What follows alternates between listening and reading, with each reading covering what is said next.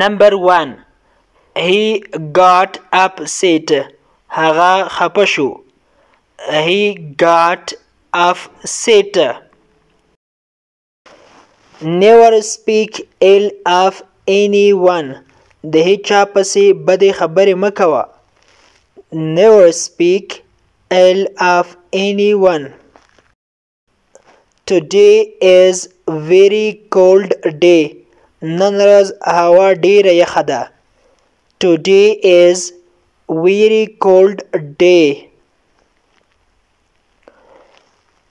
He always speaks highly of you. هغه هر وخت ستا صفت کوي. He always speaks highly of you. Do your best. خپل ټول کوشش وکړه. Do your best. He got engaged. هغه نامزاد شو. He got engaged. I have got cold. زه زکام یم. یعنی زما زکام مریضی لرم. I have got cold. I want to get a good job. زه غواړم چې یوه ښه وظیفه ترلاسه کړم. I want to get a good job. Get وای ترلاسه کول. Want to معنا غوښتل. You will get everything in your life. ته به هر څه په ژوند کې ترلاسه کړې. صبر وکړه، مبارزه کوه، ته به هر څه په ژوند کې ترلاسه کړې. You will get everything in your life. I will get you a car. زه به تا ته موټر درکړم. I will get you a car. Get me a cup of tea. ما ته یوه پیاله چای راوړه. Get me a cup of tea. I will get you a glass of water. زه به تا ته یو ګیلاس اوبه راوړم. I will get you a glass of water.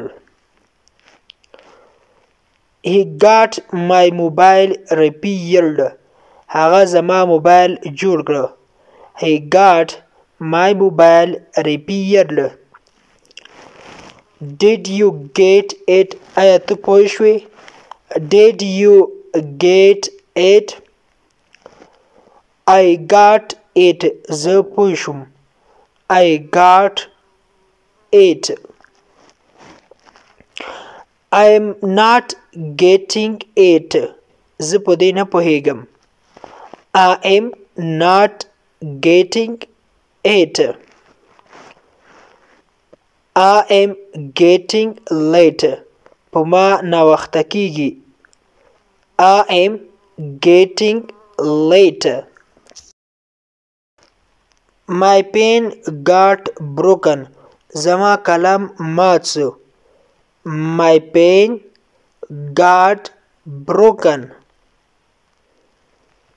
When will I get my passport? زه به خپل پاسپورت چیرته ترلاسه کړم. When will I get my passport? زه به خپل پاسپورت چیرې ترلاسه کړم. I got a gift from Ali. ما له علي څخه تحفه ترلاسه کړه.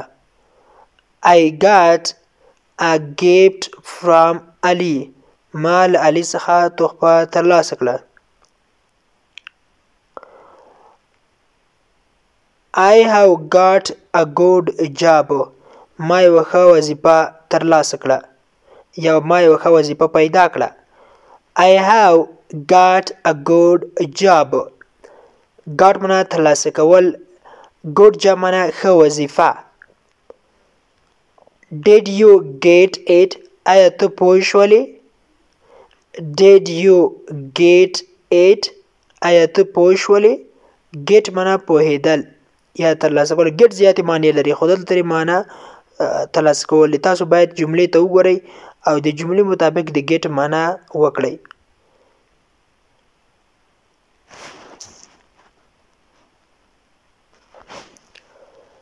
It's very difficult.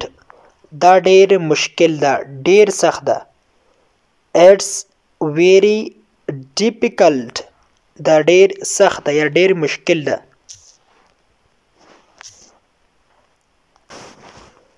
Pull me up. ما درجه کړه یا ما پورته کش کړه یا درجه کړه. Pull me up. Listen me carefully. ما ته ښه غوږ ونیسه.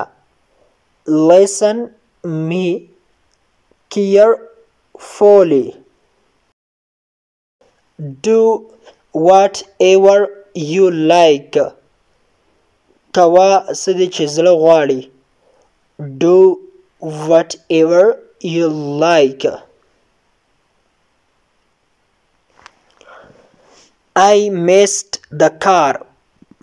زه له موټر څخه پاتې شولم. I missed the car. زه له موټر څخه پاتې شولم. د انګلیش ټو پښتو لرنینګ کورس ګرانو زده کوونکو د نن ورځې کلاس تر دې ځای پورې و. هیله ده چې یو څه مو ورڅخه زده کړي وي.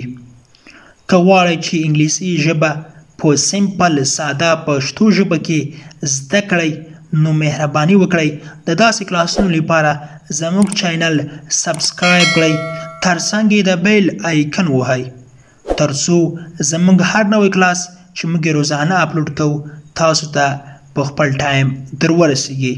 تر بیا چې زه حاضرېږم تر هغې مو پاک مهربان رب سپارم. هر چیرې چې یاست الله مو مل شه. Thank you so much for watching.